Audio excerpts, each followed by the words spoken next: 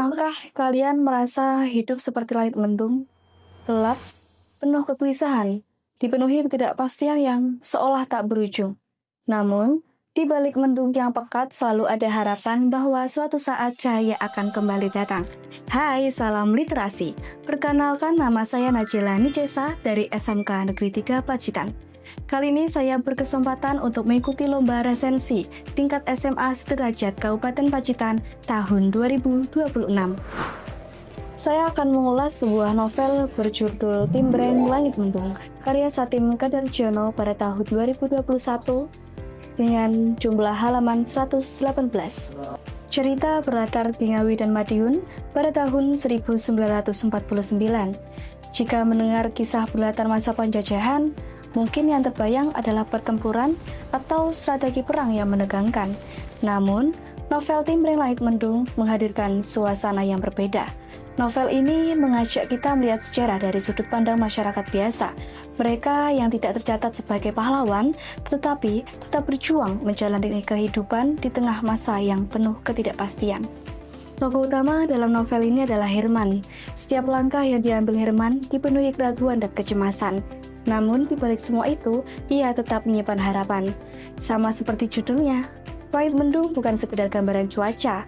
Mendung menjadi simbol kehidupan yang dipenuhi ketakutan, luka, dan ketidakpastian akibat konflik yang terjadi. Tetapi, seperti langit yang suatu saat kembali cerah, harapan selalu hadir di balik kesulitan. Inilah yang membuat novel ini begitu istimewa. Kekuatan ceritanya tidak terletak pada adegan heroik atau pertempuran besar, melainkan pada kisah orang-orang biasa yang berjuang dalam diam. Dari segi alur, novel ini menggunakan alur maju yang tersusun secara kronologis, sehingga pembaca dapat mengikuti setiap peristiwa dengan mudah. Bahasa yang digunakan juga cukup ringan dan mudah dipahami. Namun, terdapat beberapa kekurangan, seperti kesalahan penulisan pada beberapa kata.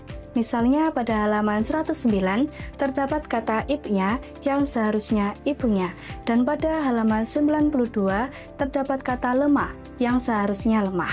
Selain itu, beberapa bagian cerita terasa berjalan cukup lambat karena penulis memberikan deskripsi suasana dan lingkungan secara mendetail. Bagi pembaca yang menyukai konflik cepat dan penuh aksi, mungkin bagian tersebut terasa kurang menarik. Meskipun demikian, kekurangan tersebut tidak mengurangi nilai dari novel ini.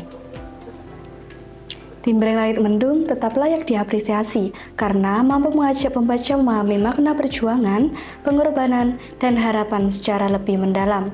Novel ini bukan hanya sebuah cerita sejarah, ia adalah cermin tentang keberanian manusia menghadapi masa-masa sulit.